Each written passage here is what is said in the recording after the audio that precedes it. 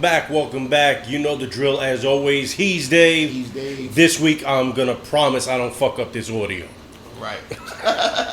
Let's get it on. Let's get it on, man. All right. Big trade. Huge trade in the NBA. The rich keep getting richer. Yeah, the Lakers made a trade with the Washington Wizards.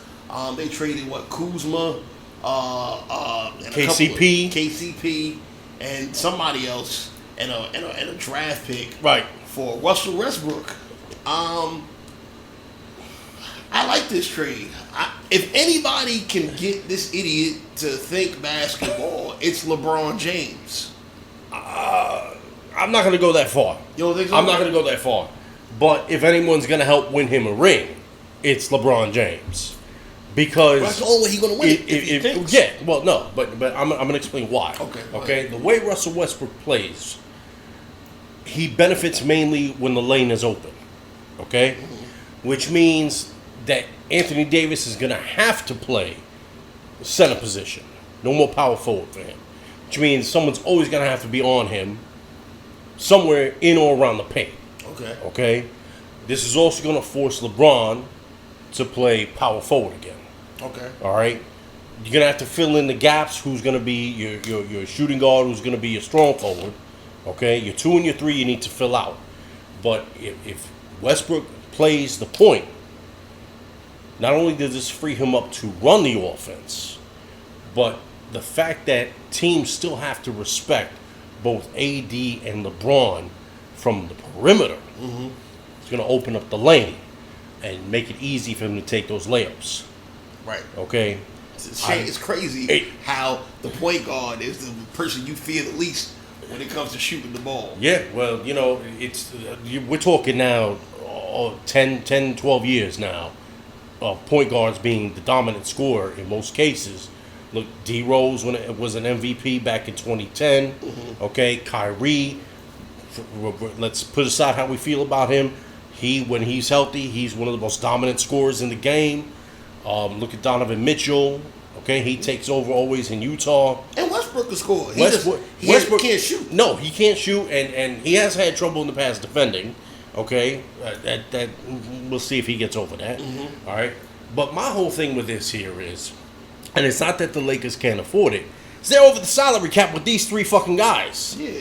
Okay, the salary cap is $112 million. These 3 combined make just under $121 million. Okay, the Lakers are one of the richest teams in the fucking NBA. Yeah. They don't care about the luxury tax. Yeah, okay, but I'm going to be very interested to see how many veterans go for the mid-level exception to how many can do it? Is it more than one? You know what? I think it's only 1. Yeah. Okay, so you still got to fill out that roster. We keep saying this, and they keep filling out the roster. I'll be very interested to see who is on this bench that can afford these 3 individuals who are already over 30. Okay, well LeBron and Westbrook are over 30 to afford them ample rest, because now you're looking at an 82-game season. Yeah. LeBron going to be 36. Westbrook's going to be 34, I think, in November. AD has bad legs. Let's just call it what it is. He has been hurt more than not when he has been in the NBA. You have to account for this. So you have to make sure there is some proper depth. So you're not running LeBron out there for 35 minutes a night, or Westbrook for 35 minutes a night. AD, you got to probably try to limit him to 28 minutes a night. Yeah. And Marc Gasol, sorry to say, is not the answer to back up AD. Nah, I mean they play the same position, but they don't play the same. No, not the same kind of. It's 2 different games too that they play, but I just don't see that working out. I'm going to be very interested to see how they round out this roster. I think they'll be fine, man. In this era of ring chasing, people will take less money to play with superstars. But I'll tell you what this does mean. That Phoenix is going to also not worried about paying the luxury tax, and they're going to make sure that Chris Paul and Cameron Payne come back. You think so? I think so. I don't know, man. Phoenix, they're not the Lakers. They ain't making the money like the Lakers is making. I don't think the owner is going to care right now. You were 2 games shy. Yes, you got swept the Final Four. You were 2 games shy of your first NBA championship. And part of that is Chris Paul's success coming over to this team. Okay? Cameron Payne is no Chris Paul, but when he had to, Cameron Payne stepped up for them this year. You're going to have to bring him back. I think if you bring back that core, okay, you're looking at solid competition, 1 through 5 in the West. I don't see any team having more than 60 wins. Right. Okay, and I'm pushing even that envelope because Utah is going to be tough. Once Jamal Murray comes back healthy, Denver's going to be tough. I'm not sure they're going to be healthy. Remember, Kawhi Leonard fucked up his knee. That's the Clippers. Yeah, but that's one of the 5, I'm right. assuming, right? I'm not including the Clippers right now. Them? All right. No, I'm including Phoenix, Utah, the Lakers, Denver, okay? And my other one, so believe it or not, I think they may take that next step. Memphis. You have smoked yourself retarded. Really? I think Memphis is top 5? I think Memphis is going to take to the top 5. Unless Golden State surprises the hell out of us. Klay Thompson comes back 150% better from all the leg injuries. Okay? This kid that they picked up last night and the one that went out, Weissman, during the year, right. Come back strong. I don't see Golden State being in the top 5. Really? Yeah. I could see them being there over Memphis, but you know what? That's an argument for another day. The season is still several months off, but this is Russell Westbrook's 4th team in four years.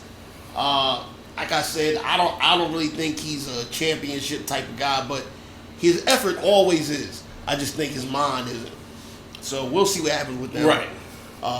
Kudos to you, Lakers. I'm glad that the Wizards decided to cut that salary. That's 2 big salaries they cut in back-to-back years. Did not tell you they were going to blow that up? Yeah, they had to. Okay. So here's the thing, though. I just had to note that the Lakers have now finished trading away all the players that right after his retirement, Kobe Bryant felt the Lakers were in a good place with the young talent going forward and making the Lakers a contender once again. So by getting rid of guys like Kuzma over the last couple of years, Kuzma, Julius Randle, Brandon Ingram, Josh Hart, these are all guys that he felt could help the Lakers down the road. And it just seems the minute LeBron got to L.A., said, fuck all that. Fuck y'all, okay? I want to win now. I'm not worried about 5 years from now. But I'm going to be very interested to see how these pieces work now for Washington. The flexibility that Washington's going to have financially now. Yeah. Bradley Beal said he wants to stay there. And you know what? I like hearing that. I like hearing when too. players say they want to stay with the team that drafted them. You know? You know how I feel about super teams? I don't like this. We got to see how this plays out. If we wind up getting an actual Laker Nets fucking finals, yes, I hate to say it, I'm rooting for the Lakers because I'm rooting for the Lakers myself. Yeah. I cannot fuck with the Nets. No. By the way, you know what I found very interesting the other day? Now, last night, as a matter of fact, right before the draft started, Jalen Rose said he was at a sports bar, all right, just to prove how this town is still a Knicks town. That the people in the bar were watching a rerun of a Knicks game while a live Brooklyn Nets playoff game was happening. Yeah. I'm telling you, as a person who was raised and born in this city, and as a person who was a Knicks fan. Yeah, this will never be a Nets town. They could win, and it'll not be a Nets town. Not. They'll get some props for a year or so. Yeah, and it's just like, you know, the Mets could win a championship. It's still in Yankee town. You know, the Jets could win the Super Bowl. I couldn't get through that without laughing. But the Jets could win the Super Bowl. It's still a Giants town. You know, the Islanders, who have more Stanley Cups, I think, in their history. The Islanders could win the Stanley Cup. It's still a Rangers town. Right. You know?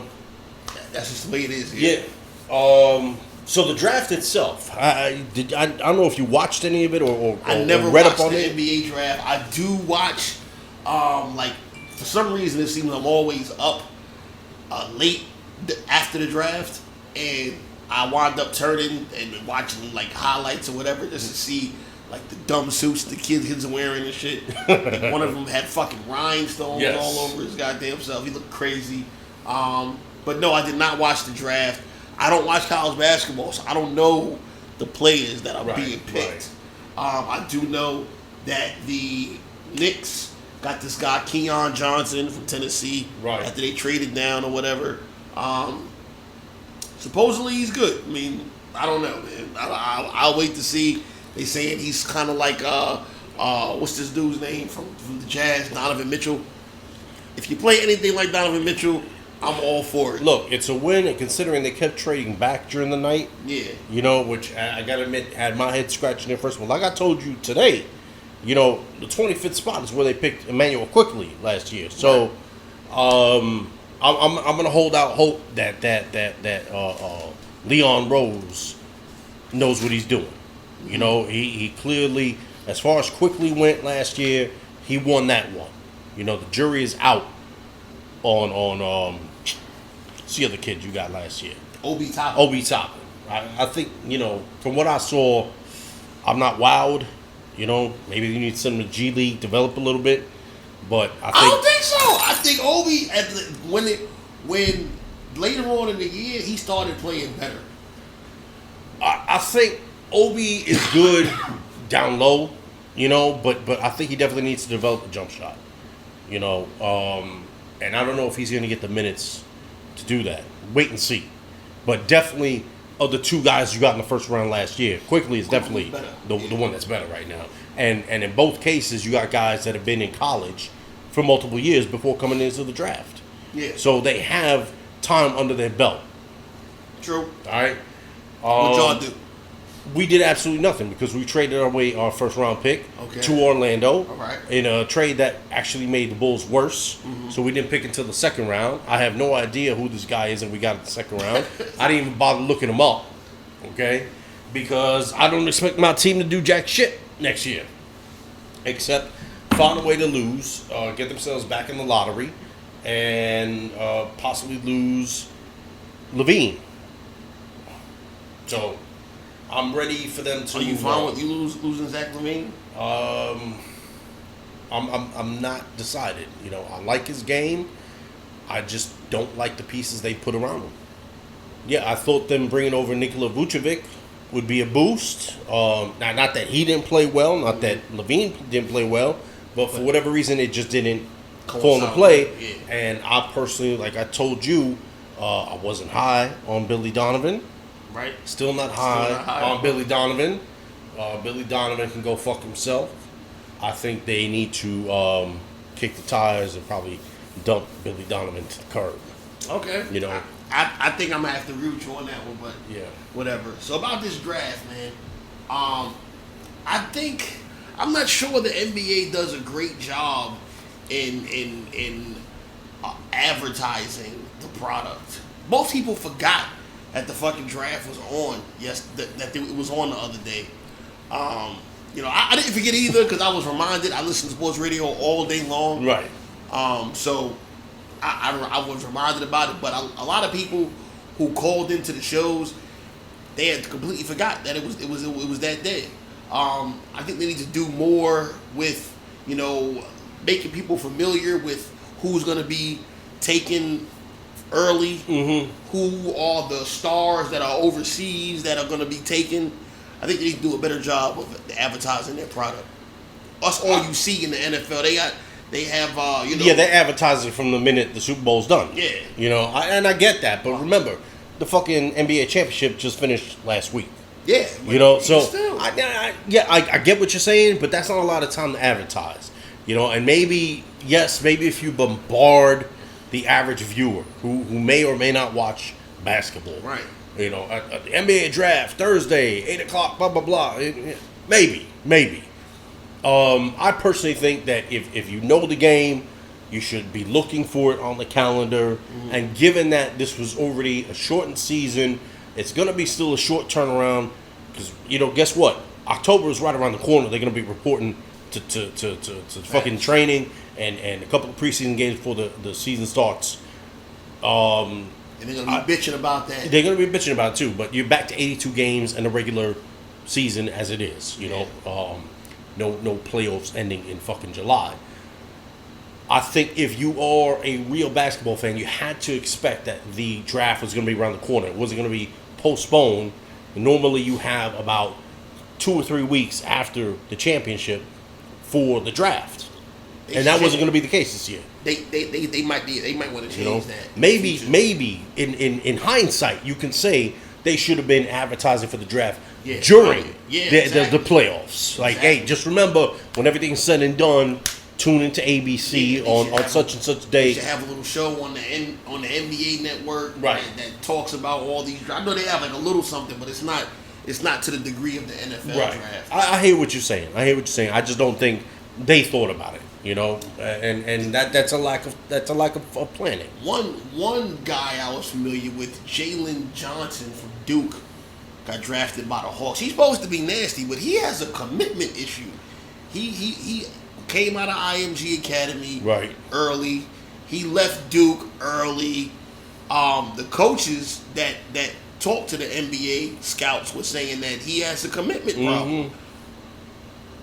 I know in the NBA that doesn't mean anything because what's this dude who was drafted from the Timberwolves last year said he don't even watch basketball. Right. So they don't really care about that. But you should. That's important. Well, but he was picked 20th. He's going to the Hawks. Yeah, it's not like... I don't think Nick McMillan is going to allow that to happen. I hope not. I really hope not, man. I really hope not. Nate seemed to get that house in order real fucking quick. Yes, he did. And whether they were planning on it or not, whatever they had learned or unlearned under Floyd, McMillan came in and said, all right, we're going to do shit the right way. We're going to do it my way. And no ifs, ands, or buts. And you didn't see one fucking guy argue about it. Nah, and they got the results that they were looking for. So hopefully he get Jalen Johnson in. Yeah, maybe he will. I want to say that I thought they did a nice tribute to this kid that died in the car accident. Yes. Terence Clark. Yeah, I was going to get to him a tad bit later. So, if you were watching halfway into the draft, they stopped, they acknowledged Terence Clark, they actually called his name. The NBA selects Terence Clark. Had his mother there, his sister was there, his little brother was there. I don't think his little brother really understands what's going on yet. Right. Just like a little kid, he was very playful. I think it's very young for him. I don't think he fully understands that Terence is not coming home anymore. I don't know. I don't know. I just that's just my interpretation. How old was the little brother? Little brother couldn't have been more than maybe 3. So, he may be too young to fully understand that. Yeah. But I thought it was a nice gesture by the NBA. Adam Silver recognizes a young man, acknowledging that he would have definitely been drafted that night, and having his mother come up and walk the runway where her son would have walked. That was a beautiful gesture. That was you kind of cut into one of my heroes. Sorry. That's all right, though, because it definitely deserves acknowledgement. That was a very nice thing that they did for Absolutely. him. All right. So moving right along to now MLB. There was a big trade deadline was yesterday. Yep. It was a big trade that went out. Today is 4. Today's the deadline. Yeah. Today, Friday. But yesterday, big trade went through, kind of. I don't think they finalized everything yet, but it's pretty much going to go through. Yeah. Matt Scherzer and Trey Turner from the Nationals. The Washington made a hell of a lot of trades. Washington and LA both made crazy trades in 2 different sports yesterday. Yes, they did. The Dodgers pick up Trey Turner and Matt Scherzer, who, if you don't watch baseball, I don't really watch it like that, but I do know Matt Scherzer's a fucking animal. Nasty pitcher. He's ridiculous. Cy Young winner. The Nationals won the chip a couple of years ago. Yes, they did. And Trey Turner is a great leadoff guy. He gets on base. I mean, strong bat. Strong defense at shortstop. Yeah, he's kind of ridiculous. The funny thing is, they don't need a shortstop right now. But he's definitely going to shift to either second or third. I love this trade for the Dodgers. Me too. Okay, and I hate the fucking Dodgers for this one reason. They never should have left Brooklyn, but that's a whole nother issue. But you now have a team in the fucking Major League Baseball right now that has on their roster 3 Cy Young winners, 3 MVPs, and is coming off of a World Series championship. Yeah, son, you're trying to they repeat, just got better. You're trying to repeat, son. What did I tell you before we started this? They're doing what the Yankees used to do back in the day. Yep. They making the deals at the deadline to ensure that their team continues on to the playoffs and has a shot at another ring. A good shot. A very extremely good shot. Although I still don't sleep on the San Francisco Giants. I mean, they're fucking leading that division right now. But yeah, the Dodgers made some good fucking moves. Yeah, and kudos to them, man. Yeah. Kudos to them for actually, having their eye on the prize. The Yankees made some moves too. Did they now? They did. They picked up Rizzo from the Cubs. Did They picked up Rizzo. Okay, I knew that was the rumor. Yeah, they picked up Rizzo. And I'm not for what? What they give up? Farm help. Nothing major. Nothing that's gonna hurt immediately. But the thing that I'm not feeling about these trades right now for the Yankees is when I look at the numbers for Rizzo, he's still batting like under 230. Okay, and he has a shit ton of strikeouts. It's almost like they just acknowledged the fact they needed another left-handed bat in their lineup with power. Yeah. And he has that. But if he's going to fucking strike out another 50 times. Like the rest of them do. Like the rest of them do. Yeah. I don't see this being an addition. I see this being addition by subtraction. You mortgaged some of the future for right now. And right now, I don't see the addition that the Yankees made catching the Red Sox or Tampa, whoever finishes in first in the American League East. Right. And I don't see it catching the second wild card spot, let alone the first. Yeah, if they gave up future talent for this guy who seems like he's going to do the same thing that everybody else is doing, they're swinging and missing. Yeah. Then that was a dumb situation. You need young, cheap talent because the Yankees overpay everybody. I was so against the Giancarlo Stanton acquisition. I still don't like it. So we already had. Well, I'm not gonna say we. The Yankees already had. What's the dude? Looks like Arnold Schwarzenegger. What, Joe Judge? Aaron Judge. Yeah, they had that guy there. Right. They're like clones of each other. So what do you need another one for? Not only that, you picked up such a tremendous contract. Yeah. Just paying this dude mad money to do the same shit. You know what? And I hate to say this, and look, I'm going to acknowledge that the Mets are doing well this year, so this is not a burn on the Mets right now. It's a burn on what Mets practice used to be. This is a Mets move, okay?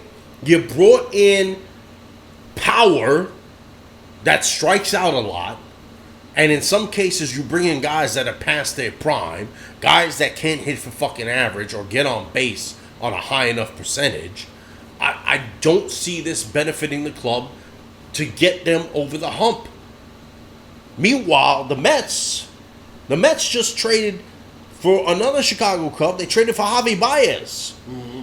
So you're going to have an infield in Queens. Fucking Queens is going to have a second and third baseman of Javi Baez and Francisco Lindor, two of the best fucking defensive infielders in the fucking game right now. I know Lindor. I didn't know Baez. Baez was a fucking hell of a player in Chicago. I think he's batting around 250 this year for them.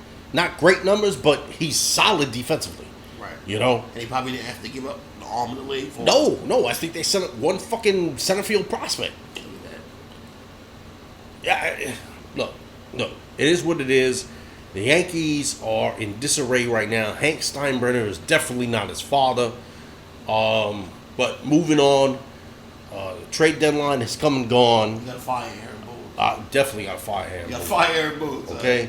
I would fucking tell Joe Torre right now come out of fucking Major League office and go sit back on the bench. Really? I would tell George he's too old? I definitely think he's too old. But, you know, it's not like they fucking reached out and offered the fucking job to Willie Randolph. You know, Willie Randolph, he went to the Mets, he had some success. He went to Milwaukee, he had some success. And then for some reason, he just got blackballed. And you don't see him getting fucking hired. Well, we know what that reason is. Yeah, I know what that reason is. But I can't really say that. Dusty Baker continuously gets jobs. But Dusty Baker always has success wherever he goes. Dusty Baker gets to the show, he just never wins the show. Never wins it, yeah, okay? Man. But he's had success. Yeah. He's had success. But another former Yankee, Don Mattingly. Don Mattingly never got offered the job here in the Bronx. Yeah. Okay? And Don Mattingly led the Dodgers. Now, granted, Dodgers didn't win a World Series championship, but they were always in the playoffs under him. Right. Okay? He led the Marlins to the playoffs last year in a 60-game shortened season. Mm-hmm. All right? There's absolutely no reason, in my opinion, why some of the past bench coaches or former players haven't been invited to manage this team. You threw this at a former player who had one memorable home fucking run.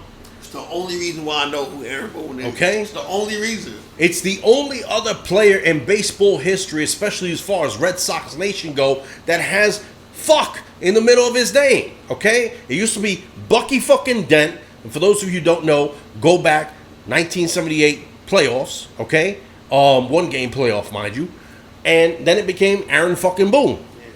Yeah. Aaron fucking Boone. So, this is the only reason. Man had no managerial experience. Ever. Yeah, and I didn't see how he was going to be some ridiculous... No, they made him out to be some fucking guru. Yeah, some kind of, what do you call it, savant at coaching, at managing and shit. I didn't see it. And it's almost like they're afraid to admit they're wrong. Yeah, I understood more of the Mets making that decision with their manager because he's like a second generation. He's been in baseball all his life. Not just him, his father, father, his brother. That's what I'm saying. It's a family thing. Yeah. He's been in it all their lives. Aaron Boone was a marginal player at best. I didn't see it. No, I didn't see it. So Yankees got work to do. It's not. I don't think this is their year at all. Yeah, not me. Now, mind you, I think the Mets may very well win the NL East, but with the Dodgers making those moves, sucks. Yeah. The NL East is horrible right now. The Dodgers making them moves is gonna be for naught. Yeah. Well, the fucking NL League, the National League West, man, between the Dodgers, the Giants, and the Padres. Yeah, those fucking teams are serious, man. And no one better sleep on the Milwaukee Brewers. Whether you watch baseball or not, go look up the Brewers' fucking record. Go look at their numbers. Don't sleep on the fucking Brewers. All right. But it was our baseball segment for the week. Probably for the month. Right? So we getting now to our favorite topic. Woo! The National Football League, baby. And a couple of crybabies once again. Oh my God, son. Let's go with the fat boy first. Oh. Let's go with the fat boy All first. right. Kelvin Benjamin. Woo! Right? In case you guys haven't heard about him, Kelvin Benjamin was drafted by the Carolina Panthers a few years ago. Keep in mind, I know I'm overweight, but this is a tubby motherfucker right here. Yeah, he's a big dude, man. He's the big dude, and he was drafted as a wide receiver, so he's not supposed to be a big dude. Actually, no. They brought him in. He's a former wide receiver. No, that's what I'm saying. I'm saying he was drafted. Oh, okay. All right. My bad. He was drafted as a wide receiver, kind of ate himself out of that position. Facts. And now he started complaining about even listen. You know, I'm no friend of Jameis Winston, who I formerly used to call the crab thief. I do not anymore. But you know, he was shitting on Jameis Winston. Everywhere he's gone, he's shitting on the organization and the quarterback. And it seems he's doing the same thing now. Yes, he is. The Kelvin Benjamin was picked up by the New York Giants, cut this week.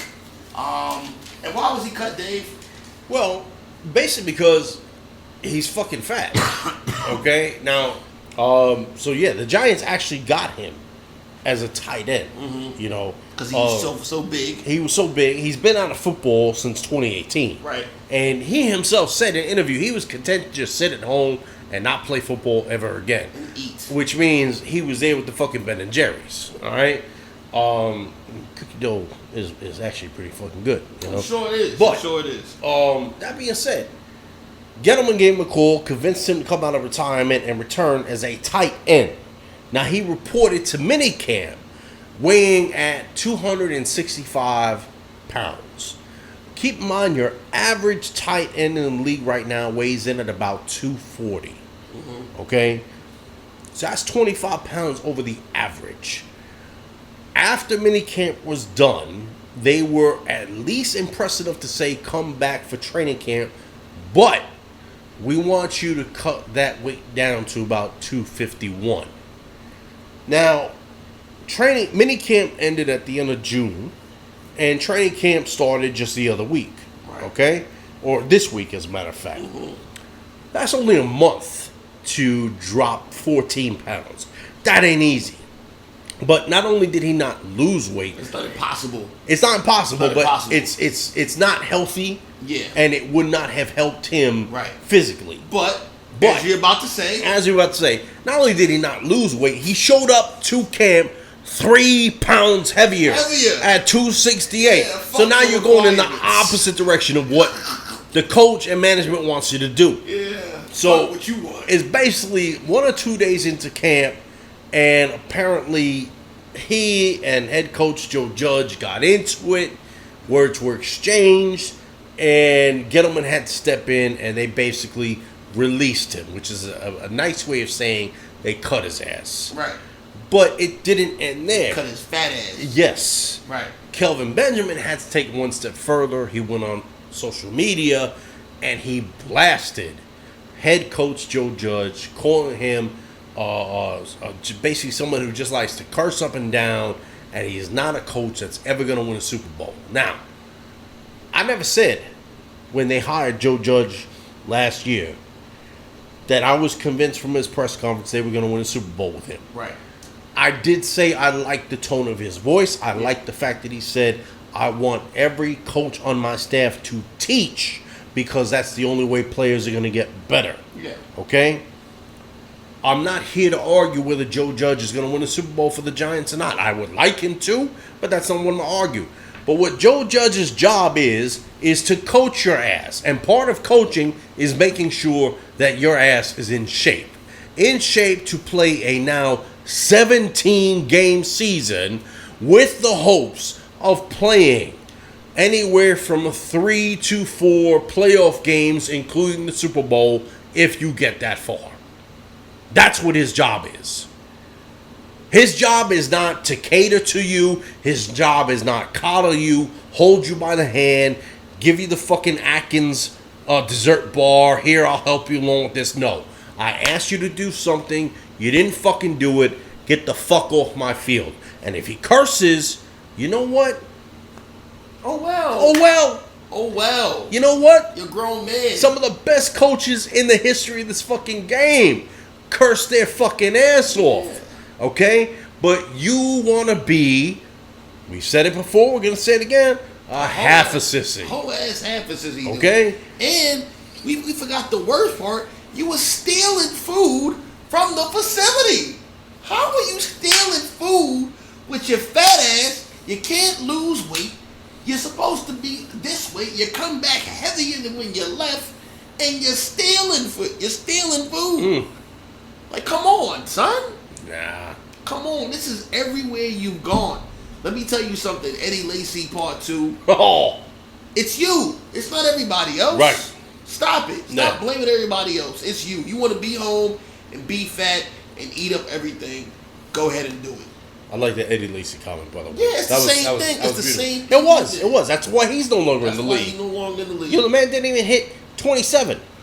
Yeah, so we're going to go from one major crybaby to a major crybaby. And it's my man Aaron Rodgers, one of the best quarterbacks to ever lace him up. Without question. But he's just an unlikable guy, man. Now more so. Yeah, he had a press conference, okay? Because, of course, they always got to have press conference. Yes. And, of course, as we've discussed here plenty of times, he's had an issue with the Green Bay Packers this whole offseason. So basically, this press conference is him lambasting the entire organization. It was press conferences of legend. All right, he starts talking about how he wanted more input, how he wanted to be involved in free agents, how the organization did past older vets wrong, how they gave him his offer too late for him. Yeah. The fuck are you? Thank you. How he wanted a commitment past 2021. He felt he was a lame duck fucking quarterback. Right. He didn't want to be looked at as a lame duck quarterback. Yeah. All of this shit is fucking nonsense. First of all, and one of the worst things he said was, people don't come to Green Bay for Green Bay. He basically called it a shit town. Yep. And said they come here to play with me. Who? Yeah. Who's come there to play with Thank you. I didn't hear Antonio Brown list Green Bay as one of his preferred destinations when he was bouncing from team to team. No. You know, when the Raiders released him, he went right to the Patriots. And when the Tampa Bay Buccaneers had the absolute opportunity to sign him, they signed him. I didn't hear any offer come from Green Bay. I didn't hear any chirping from Aaron Rodgers last year. Go get me Antonio Brown. Aaron Rodgers likes to act like he's Tom Brady. Aaron Rodgers has been to 1 Super Bowl, okay? Tom Brady has been to 10.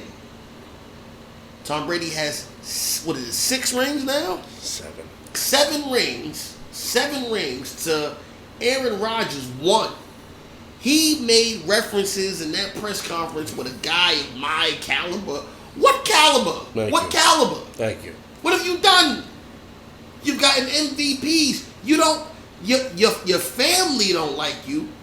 The players on your team don't like you. The owners of the team don't like you. Nobody fucks with you. You want to get involved in recruiting? No.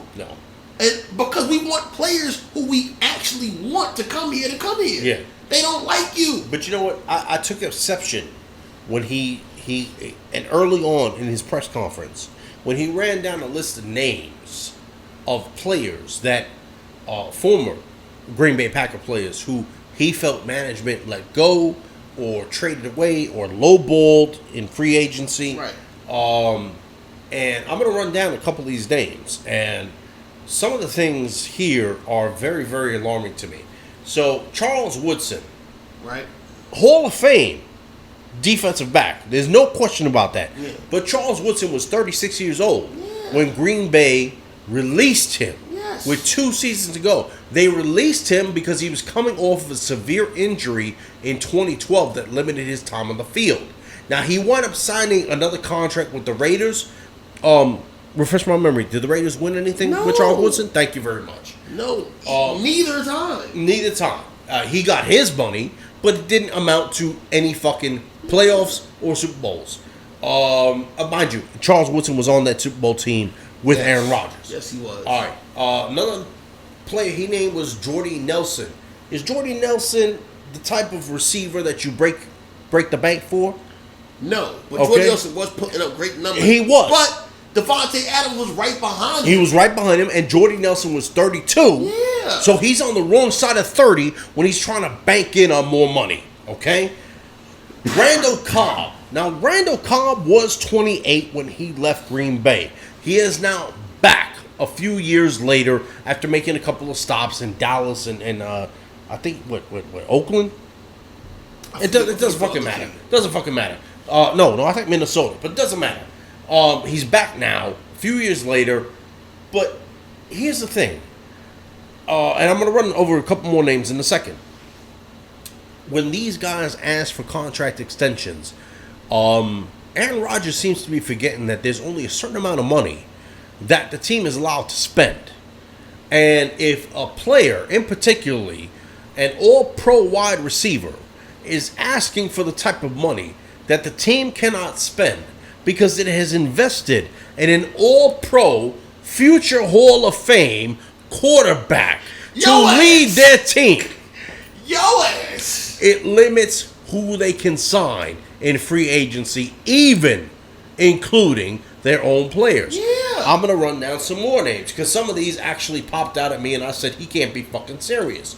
James Jones was another name he fucking put up.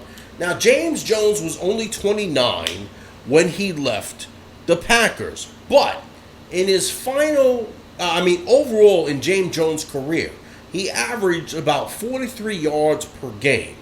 He caught about 60% of the passes thrown to him. And he's been retired since 2015. Okay? He didn't even make it to his late 30s in the league before he had to retire. Okay? This is not a player, I'm sorry, that you break the bank for. It seems like them not consulting him is the right thing to do. Yes. Micah Hyde is probably the only player on here that I possibly agree with. He was 26 when he was asking for bank. Well, hold on. Didn't y'all get somebody a linebacker from Martinez? Isn't he from Green Bay? Yeah, but he didn't include Martinez. Yeah, he didn't even include him. He was nice. Yes. He was nice. He was nice. But Micah Hyde now plays for the Buffalo Bills. Micah Hyde is probably one of the best defensive backs in this game right now. He's fucking nasty. Okay? But sometimes you have to think, do we have the money to sign? Well, they don't. A safety or a cornerback? Michael Hyde being a safety. Yeah. But they wound up getting new safeties. Yes. The Green Bay Packers draft very well. Mm-hmm. Okay? And they're always in the hunt. Mm-hmm. And they're always in the hunt because they draft well. They keep drafting, but they retain who they have to retain. Yes. And they get rid of who they have to get rid of. But your point was already made. They draft well. Yeah. Okay? But two of these names that he shouted out absolutely had my jaw hit the floor, that he even included them. Julius Peppers. Do you know Julius Peppers was 36 when he left the Green Bay Packers? 137 years old. 137 years old.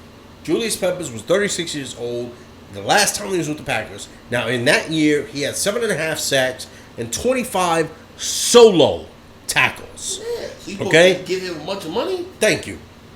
The other name he mentioned was Clay Matthews. Clay Matthews, in his last season with the Packers, which I believe was 2018, he only had 3.5 sacks, 25 solo tackles. He played one more year with the fucking Los Angeles Rams before he retired. And then they got the Smith twins, the Warren twins, and they killing. So what are you talking about? You know what? I just complaining. That entire draft, that entire press conference was mind-boggling to me. And you know what? Just not to cut you off, because I know you have something else to say. I have a clip from that press conference that not a lot of people saw. Please. You know, the press was asking him questions left and right, and after a while, this was Aaron Rodgers. Fuck you, and fuck you. That's basically it. Basically what he was trying to do, man, the whole time, son. It was insane. That press conference was ridiculous. He's ridiculous. He just happened to renegotiate his contract. So after 2022, he's a free agent. Let that motherfucker go. I would have said, you know what, Aaron, we will give you your entire fucking pay now. Get the fuck out. Get the fuck out. Okay. That to me, and you know what, he is gonna go down as one of the greatest quarterbacks of all time. The numbers back that up. Yeah. But his legacy to me is fucking tarnished from here going forward. I think so. I think so. You a hoe ass dude, so clearly. Big time. Fucking big time. Clearly. Alright.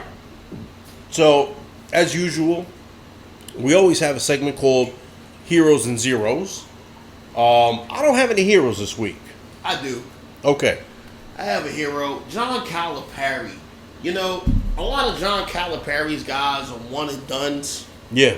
And I can understand that, you know, but I don't see how he keeps recruiting them, how he keeps getting them, but he does. He gets them every year. Yes, he does. And, you know, you would think if a person is recruiting players and they're one and done, they don't have the best of relationships with their coach or whatever. But John Calipari on draft night went in.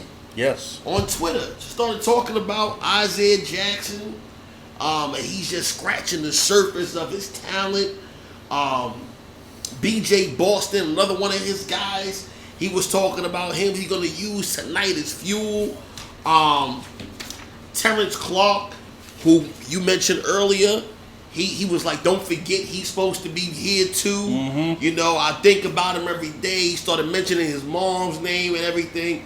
Shout out to you, John Calipari, for actually giving a fuck about the kids that you draft, man. At least you make it seem that way. He's one of the old school cats that actually does care.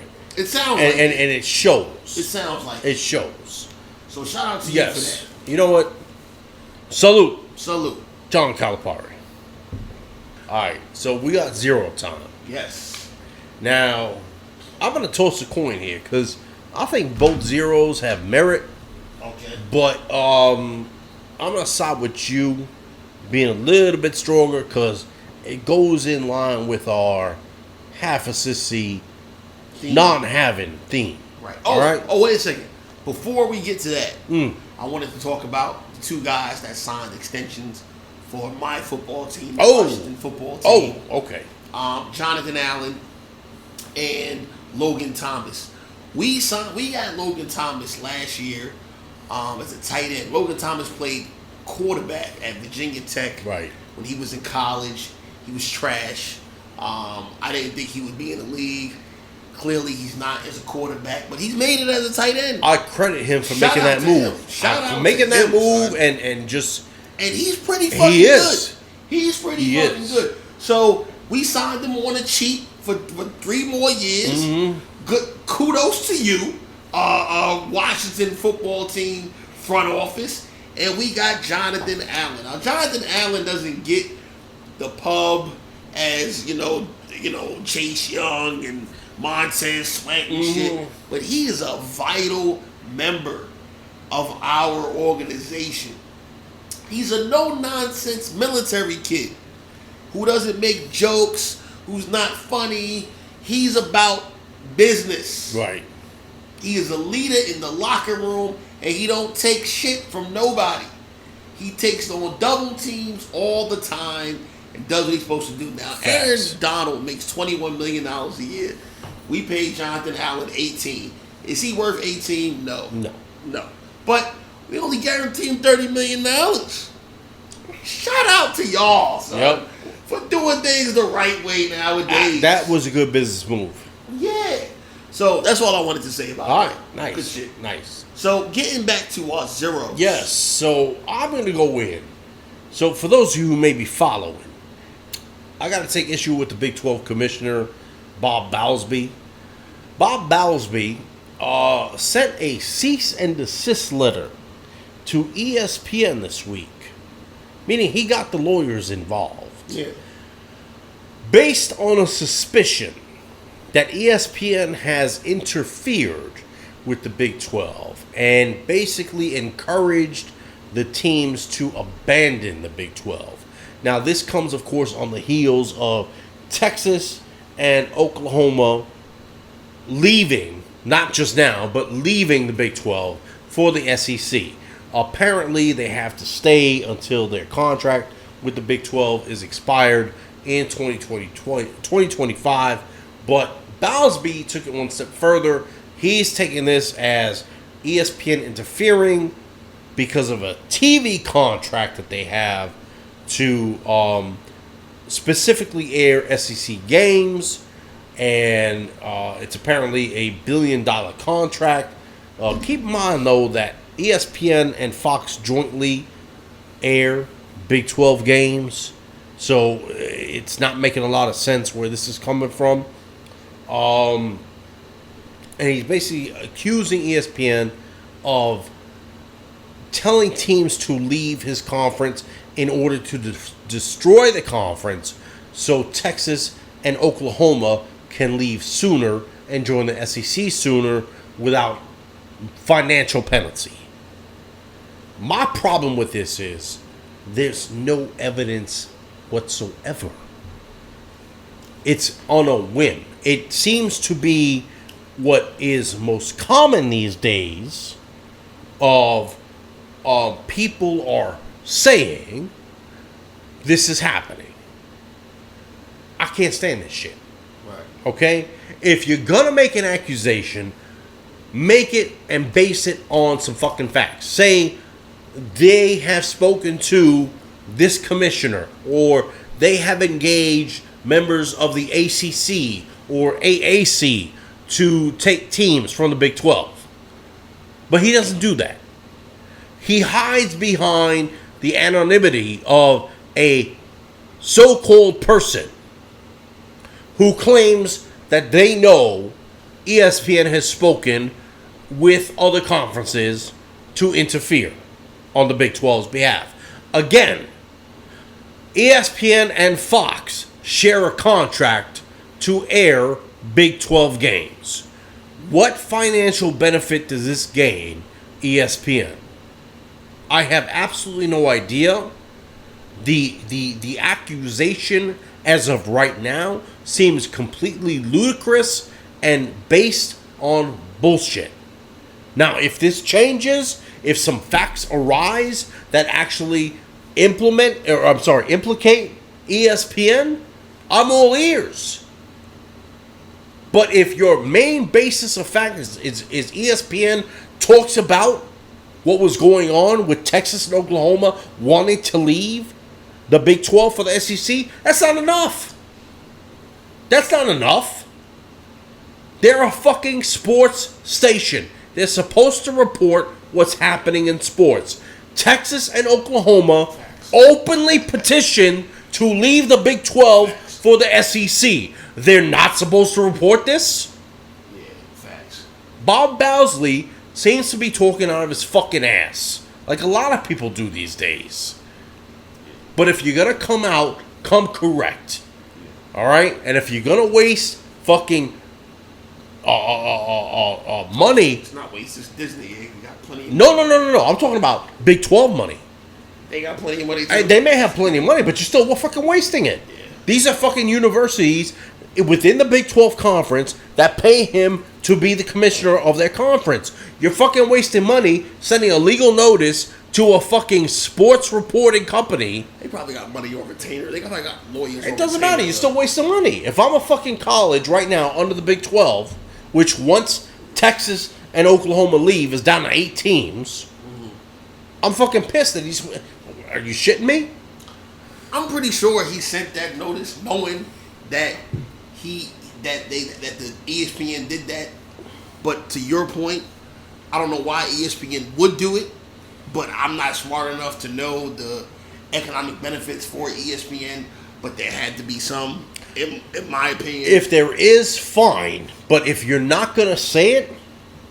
Well, you can't prove it. You can't prove it. But then don't say fucking anything.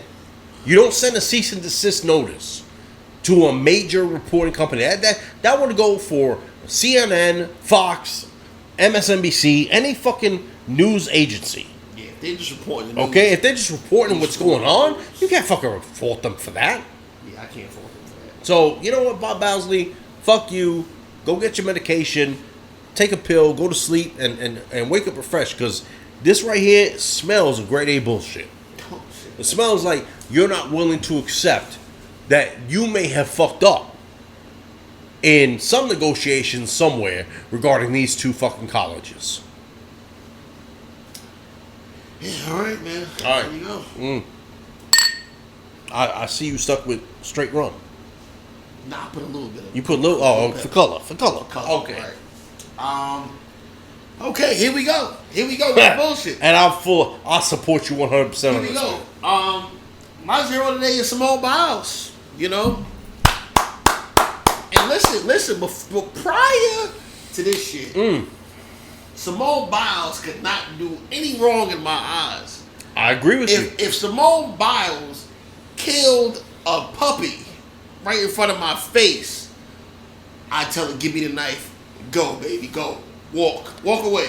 Look, I'm not trying to be nasty. I'll take it. Simone Biles could have queefed in my face, and I would have said, Thank you. Yeah. What do they do in French series? Thank you, may I have another? Yeah. You went crazy. I don't know about that, but you know. Yo, Simone Biles was America's darling. Yes. Not just black folks. America. Not just white folks. Wait. Gotta do it right. America. Yeah, America's baby, son. We loved Simone Biles. I still do love Simone Biles. Simone Biles decided to withdraw from competition, team competition. During the competition, Yeah. America lost. We got silver. Then she decides to withdraw from the individual all-around shit. Yep. Which didn't hurt us because we still got gold. Right. Shout out to you, Suni Lee from Minnesota. Cute self. All right. And who knows if she's going to bow out of further competition during this Olympics. She will.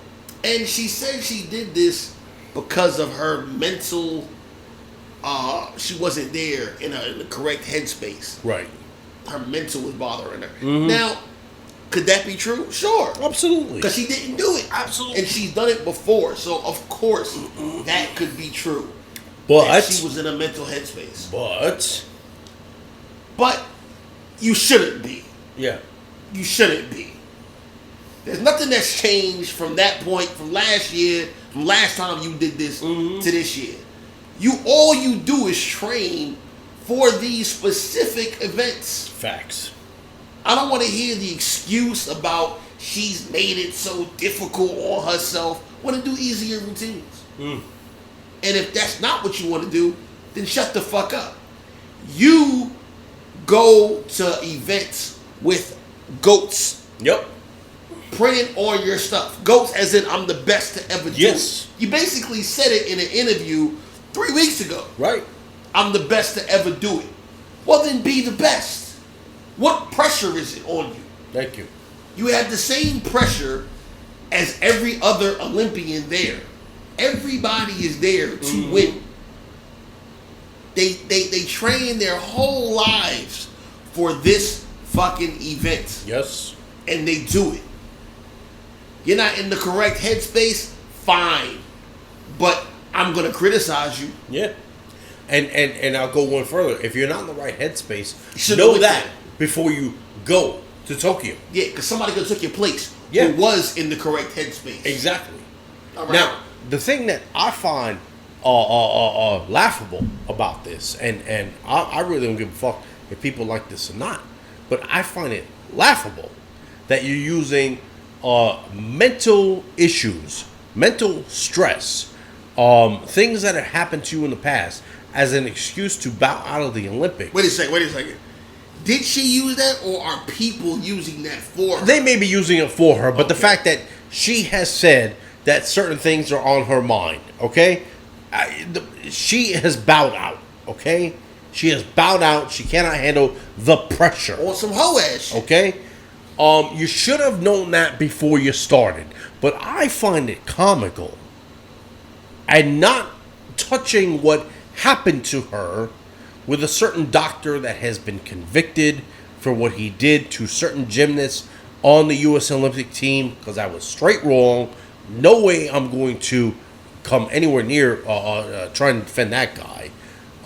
But the reason I say how she handled this is wrong and why you should have said something before the Olympics started is it just happened to come out after you had a poor floor performance. After you fucked up. I'm not in the right headspace. Now it's mental. Fuck out of here. Okay. Meanwhile, Suni Lee, the one who took her place, and won gold on I forget the routine, but it was individual. It was all individual, all okay? around. All individual, all around. All of individual. Gold has lost 2 family members over the past year to COVID-19, and at one point, due to injuries, I believe, was actually considering leaving the gymnastics team. Now, 18 years old. 18. Baby. Lost 2 family members to this horrible illness that has gone around the world, and we're still dealing with it. And she didn't use one fucking excuse to sit out or bow out or say, this is the reason I didn't perform well. And just learned she was doing it that week. Thank you. Because she wasn't supposed to be there. If anything, she used it as motivation. And still won the gold. Okay? Now, I've heard there have been unpopular podcasts or whatever you want to call them, opinions made regarding Simone Biles, and I don't remember the podcaster or the individual. He's very controversial, but he made a specific statement saying, well, Michael Jordan never quit during Game 7. Well, I want to point out Michael Jordan never got to a Game 7 in the NFL Finals, in the NBA Finals.